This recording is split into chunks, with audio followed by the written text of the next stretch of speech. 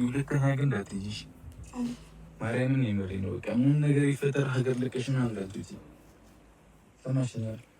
ቀጥለሽ ምናምን እንዳትይጂ። እኔ እመለሳለሁ ብዬ አላሰብኩም። በቃ ከነጭራሽ ነበር የሄድኩት ግን በቃ እኮ ያለሽበት ቦታ እራሱ እኮ ቀድመሽ ፕሮሰስ ጀምረሽ ነው። እኔ እኮ ግራ ገባኝ።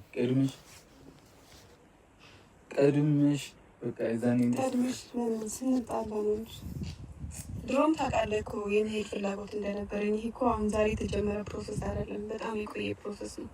ግን በቃ ሁለተኛ እንዳታደርጊ እንደዚህ።